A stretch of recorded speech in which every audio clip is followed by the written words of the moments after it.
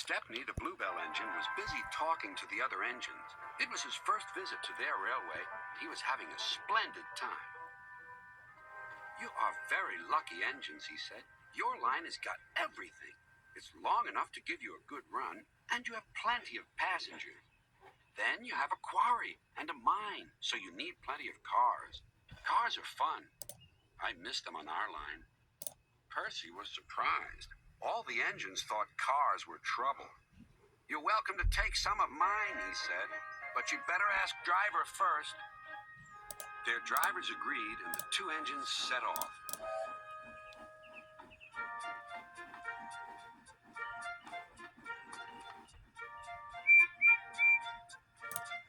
Thomas and Toby were speechless.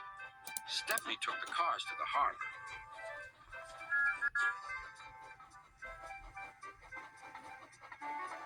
Then he picked up a load of empty ones and started back.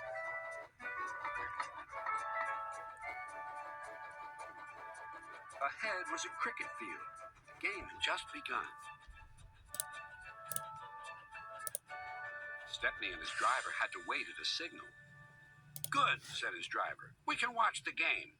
Then there was trouble. The batsman hit the ball. It flew high into the sky toward Stepney's train. Clunk went the signal. Thump went the ball into a car, but neither driver nor fireman heard it. "Stop!" yelled the players, but Stepney didn't hear them. Come along," he puffed to the cars. "Our one and only ball!" cried the players. "Wake up, Caroline," they said to their old car. "The chase is on."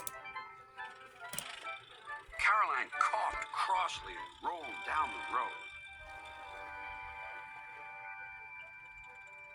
Stepney wasn't hurrying. Caroline soon came up behind. "Toot, toot," she wailed. The players shouted, but Stepney was still too far away for his driver and fireman to see or hear properly. They completely misunderstood. "If those jokers want a race," said the driver, "they can have one. Faster, Stepney, faster."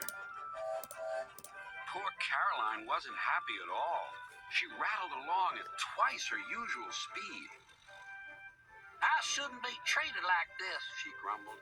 "This pace is too hot for my system. It'll fuse all my circuits."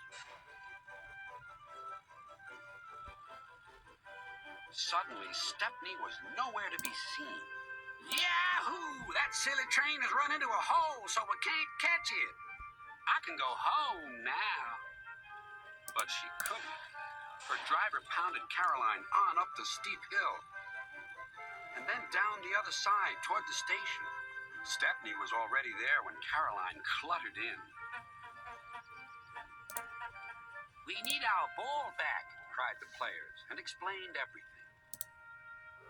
The ball was nestled under some straw in the third car from the van. "We found it," cried a player. "We're sorry," sighed the driver. "Oh, you couldn't help it," replied the player. "Now we must get back quickly." "You'll be lucky," said the driver. Caroline looks worn out. And she was. The driver spoke to the station master and the signalman, and they all agreed on a plan.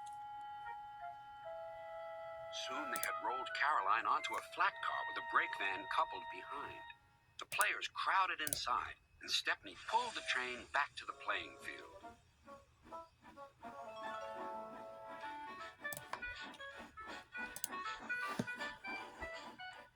Everyone enjoyed watching the game.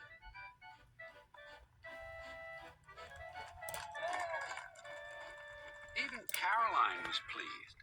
She doesn't think trains silly now. They have their uses. They can save wear and tear on a poor car's wheels.